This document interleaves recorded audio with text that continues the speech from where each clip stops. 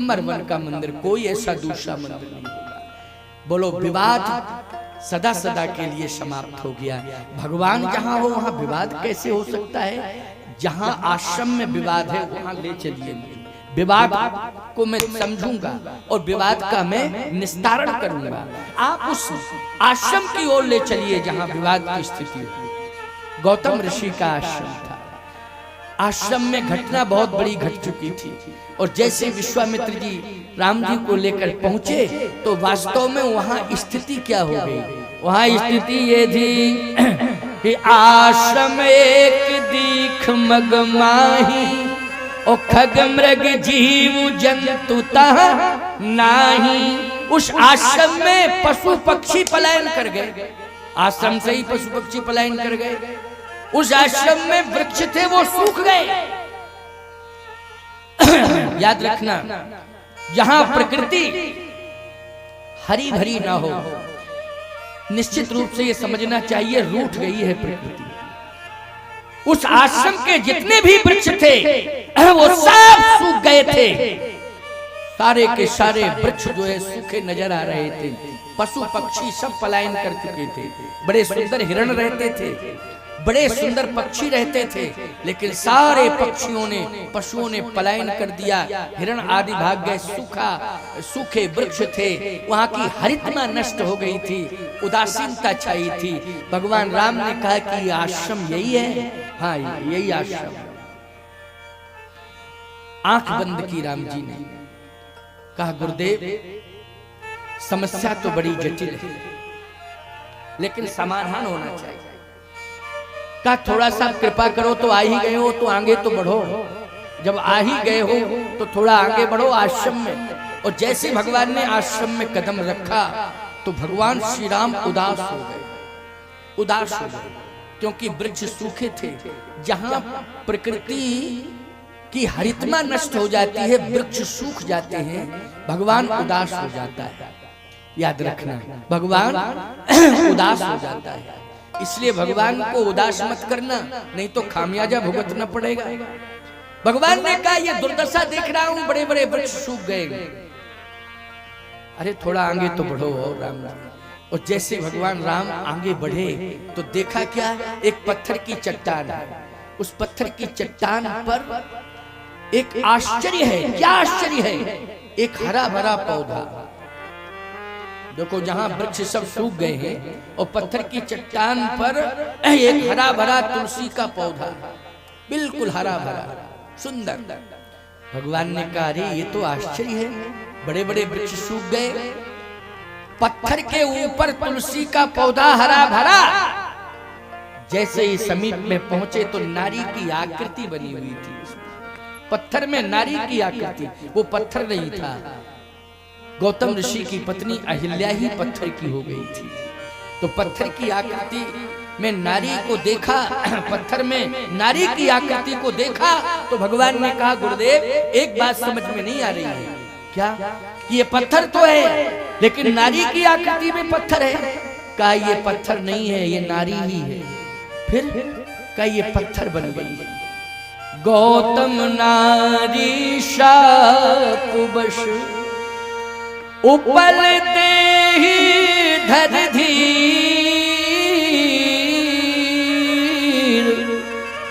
चरण कमल रज चाहती,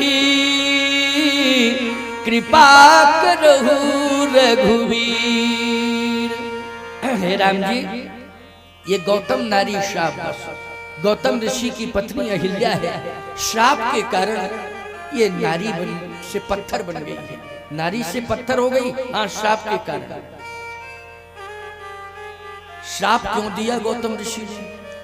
श्राप इसलिए दिया कि अहिल्या की दृष्टि में दोष आ गया था।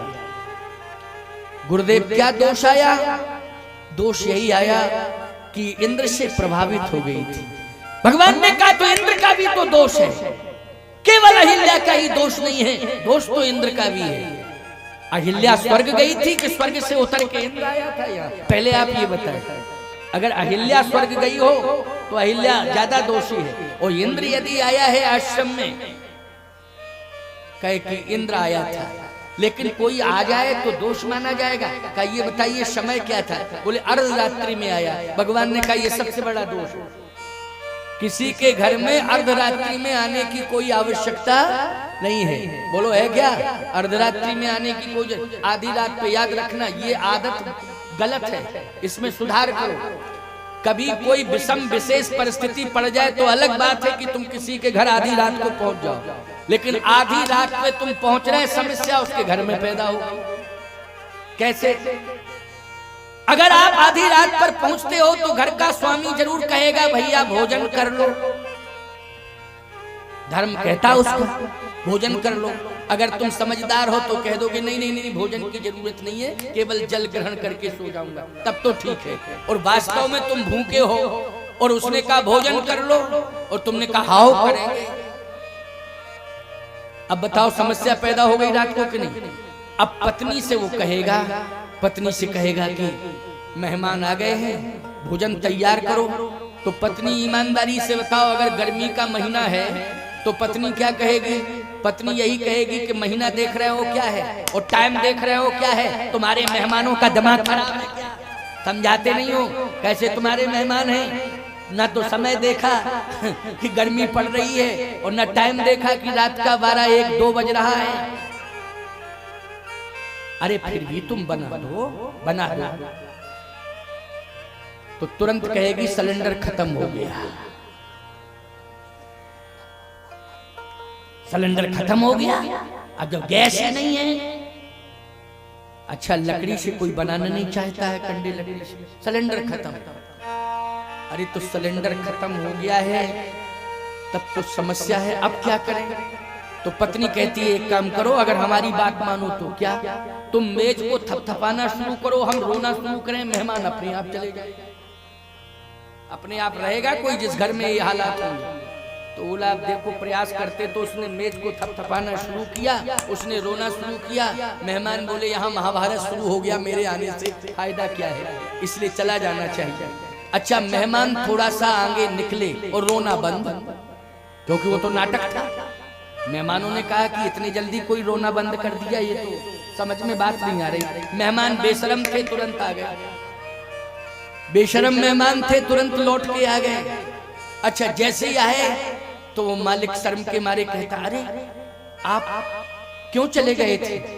इसलिए चले गए थे कि आपके यहाँ रोने की आवाज सुनाई दे रही थी, वो तो ऐसे ही थी। तो मेहमान बोले हम भी ऐसे ही चले गए, जब रोने की आवाज ऐसे ही थी तो हम भी ऐसे ही चले गए थे, हम सही थोड़ी चले गए थे। समस्याएं बड़ी बड़ी बन जाती हैं, इसलिए विचार करना, अर्धरात्रि हो जाए तो प्रयास करो।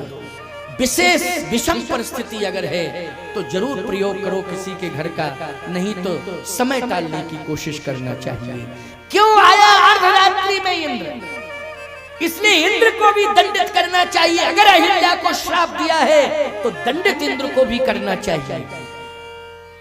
विश्वामित्र जी ने कहा कि गौतम ऋषि ने इंद्र को भी दंडित किया, तो इंद्र को क्या सजा दी? कि इंद्र से कहा तू सहस्त्र योनिज हो जा। उसके रोम रोम से रक्तस्राव होने लगा, रोगी बन गया। रोम रोम से रक्तस्राव होने लगा, इंद्र रोगी बन गया। भगवान राम ने कहा गुरुजी लेकिन श्राप में अंतर कैसा? अहिल्या को श्राप दिया पत्थर की हो जा, और इंद्र को श्राप दिया तू सहस्त्र योनिज हो जा, तो अलग अलग श्राप क्यों? यदि श्राप देना था दोनों को ही पत्थर बना देते तो झंझट ही इंद्र का खत्म हो जाता। क्यों भाई? जब इंद्र पत्थर हो जाता तो इंद्र का झंझट ही खत्म हो जाता। लेकिन इंद्र से कहा तू सहस्त्र योनिज हो जा, अहिल्या से कहा तू पत्थर। आखिर मेरी बात समझ में नहीं आ रही है। अच्छा एक बात बताओ, ये भी भगवान की लीला है। भ्रम का निवारण कौन करता है? गुरु करता है। विश्वामित्र जी किसकी भूमिका में है? जल्दी बोलो। गुरु की भूमिका में है। और गुरु का काम क्या है? भ्रम का निवारण करना। तो विश्वामित्र जी महाराज उसी समय बोल पड़े राम समझने की कोशिश करो। क्या?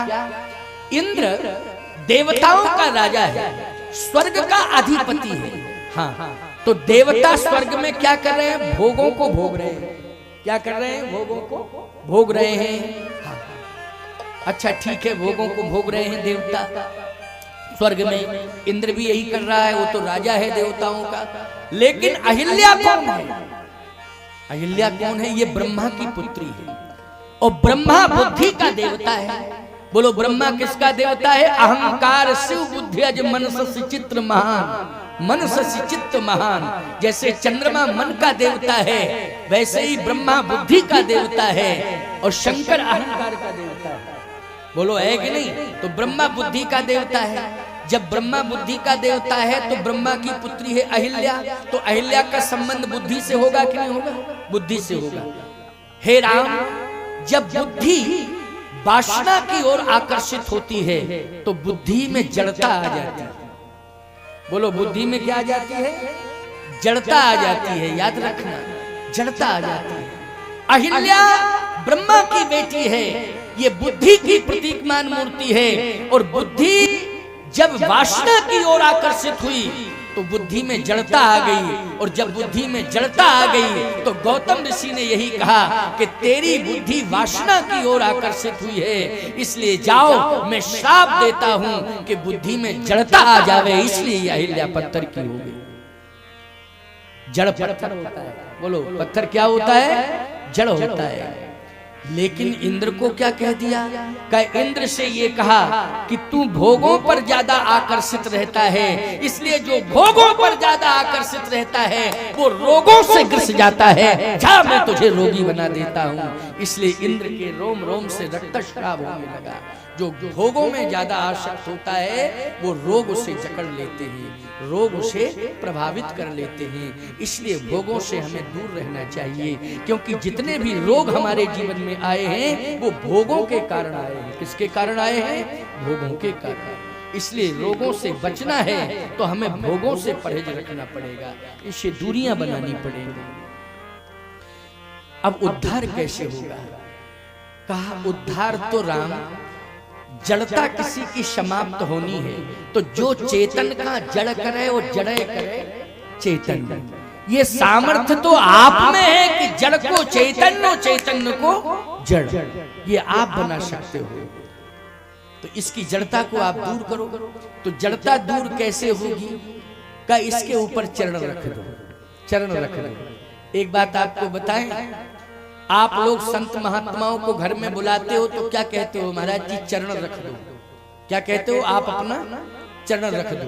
कोई माई का लाल ये कहता है कि आप अपना हमारे घर के ऊपर हाथ रख दो। बोलो भाई, कोई कहता है कि आप अपना हमारे घर के ऊपर हाथ रख दो, है? आप क्या कहते हो? महाराज जी मेरे घर में आप चरण रख दो।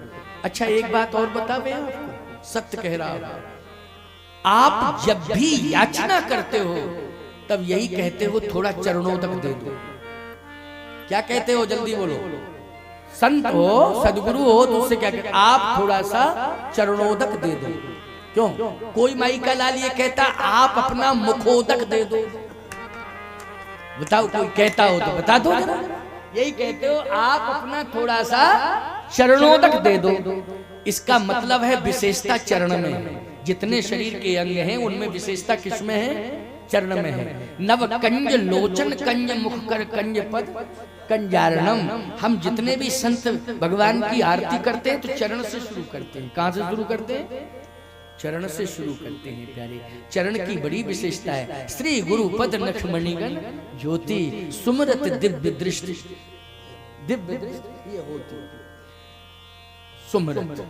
गुरुदेव के चरणों का ध्यान करो, गुरुदेव के चरणों का चरणोदक लो।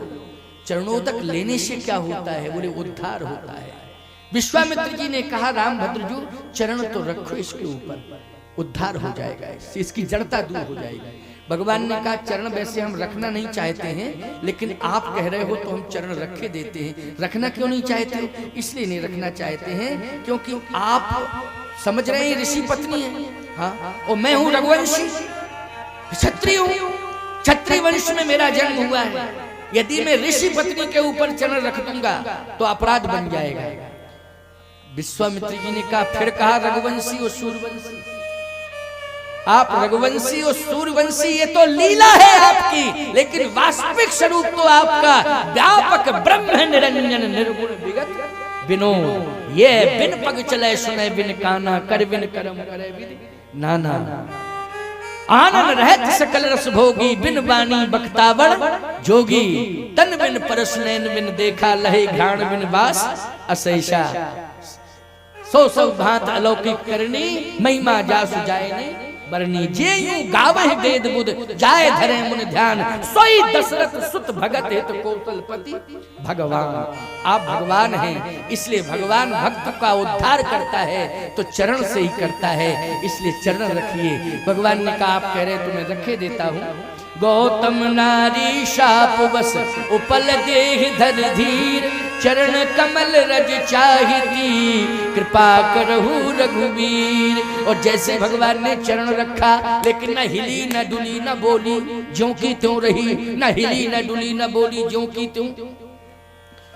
भगवान राम ने कहा आपने कहा चरण रखो, मैंने रख दिया, लेकिन न हिल रही न डुल रही न बोल रही। अब लक्ष्मण जी बोले चरण का चरण रखवा दिया और कुछ हुआ का हुआ नहीं।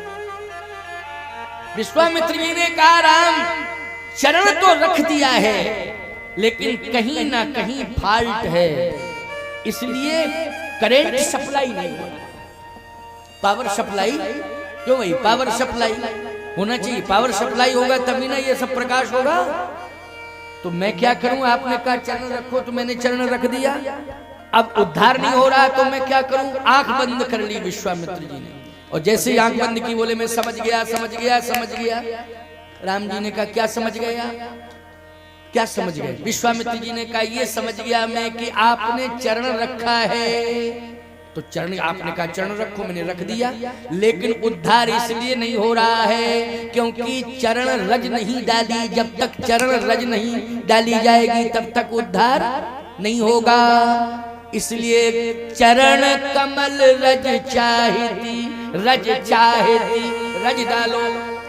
भगवान राम ने कहा पूरा चरण रख दिया है, उद्धार नहीं हो रहा, रज डालने से क्या होगा? चरण रखने से ही उद्धार होना चाहिए था, रज डालने से उद्धार क्यों होगा? विश्वामित्र जी ने कहा इसलिए कि राम पतन रज से ही हुआ है, इसका रज से पतन हुआ। कहा अहिल्या का पतन रज से हुआ है। भगवान राम ने कहा जब रज से पतन हुआ है तो रज से उद्धार कैसे हो सकता है? जब रज पतन का कारण बन गई है तो रज डालने से उद्धार कैसे होगा? विश्वामित्र जी ने कहा रज रज में अंतर है। हे राम, अहिल्या का जो पतन हुआ था वो काम रज से हुआ था, अहिल्या का जो उद्धार होगा वो राम रज से होगा, क्योंकि जब जब जीव का उद्धार होता है तब तब राम रज से होता है। इसलिए चरणोदक में राम रज है। बोलो चरणोदक में क्या है? राम रज है, इसलिए चरणोदक लिया जाता है क्योंकि रज मिल जाती है। चरण कमल रज चाहिती, कृपा करहु रघुवीर। भगवान ने कहा रज भी डाल रहा हूं जैसे रज डाली, पर सत पद पावन शोक न सावन। प्रगट भई तप पुंज सही, प्रगट हो गई, खड़ी हो गई, हाथ जोड़ के प्रार्थना करने लगी। भगवान ने कहा समय नहीं बचा है, जल्दी बोलो क्या चाहती हो। प्रार्थना लंबी चौड़ी की जाएगी तो आधा घंटा लग जाएगा, जल्दी बोलो क्या चाहती हो। अहिल्या ने हाथ जोड़ करके कहा प्रभु आपने मेरे ऊपर बड़ी कृपा की, अकारण करुणा वर्णालय है आपने बड़ी कृपा की है। भगवान ने कहा वो सब बातें ठीक है, लेकिन अब चाहती क्या हो? बोलो। तो अहिल्या ने क्या मांगा?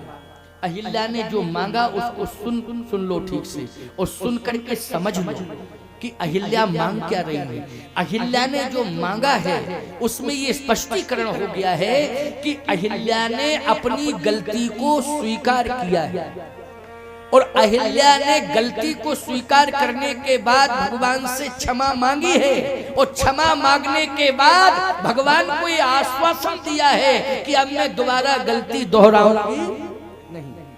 माताओं, बहन, बेटियों, भाइयों, जितने भी अबाल वृद्ध नर नारी जो भी बैठे हैं, मैं सभी से इस बात को कह रहा हूँ, गलती जीव से होती है। ये हाड़ मांस का शरीर है, गुण दोष से बना हुआ शरीर है, ये चैलेंज नहीं किया जा सकता है कि गलती नहीं होती है। गलती होगी, लेकिन प्यारे गलती को स्वीकार कर लेना, और गलती को जिस दिन तुम स्वीकार कर लोगे उस दिन परमात्मा कृपा करेगा, लेकिन इस शर्त के साथ कृपा करेगा कि हम तुम्हारी बड़ी से बड़ी गलती को माफ करते हैं, लेकिन दोबारा तुम गलती दोहराना नहीं, हम तुम्हें माफ करते हैं। बड़ी से बड़ी भूल को भगवान क्षमा कर देगा, लेकिन दोहराना नहीं, दोहराना सबसे बड़ा अपराध है।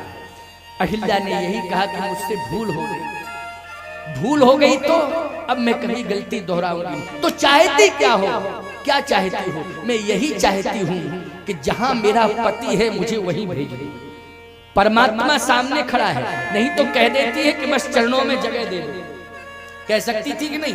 यही कह सकती थी कि परमात्मा जब आ गया है तो चरणों में जगह मिलनी चाहिए, आपके चरणों में मुझे जगह मिल जाए, बस इतनी कृपा करो। लेकिन कहती क्या है? कहती यही है, मेरी प्रार्थना यही है, बस मेरी एक ही प्रार्थना है, क्या? कि जहां मेरा पति हो बस कृपा करके मुझे वहीं भेज दो। लक्ष्मण जी ने कहा, गजब की बात यह है, जिस पति ने सजा दी उसी पति के पास जाना चाहती है, जिसने सजा दी उसी पति के पास जाना चाहती है। नहीं तो जगतपति जब सामने आ गया है तो चरणों में जगह क्यों नहीं मांग रही है? चरणों से ही तो उद्धार हुआ है, जब चरण से उद्धार हुआ है तो चरण में ही जगह क्यों नहीं मांग रही है?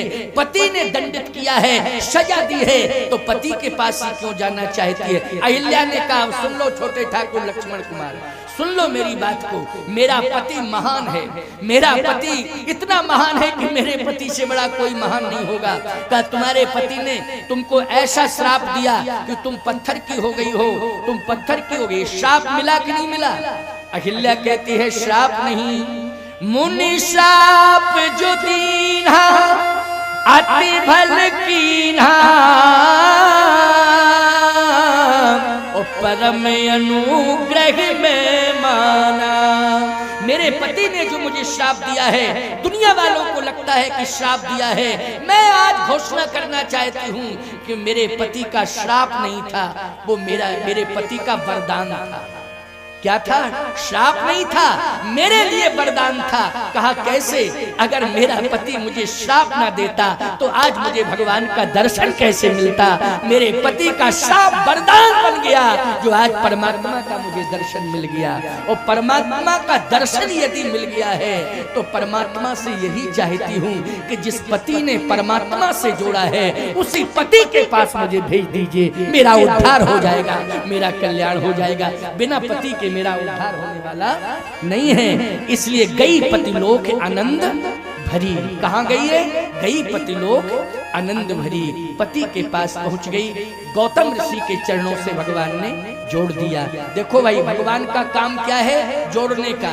भगवान राम ने विश्वामित्र वशिष्ठ को जोड़ा। बोलो, भगवान राम ने विश्वामित्र और वशिष्ठ को जोड़ा। दशरथ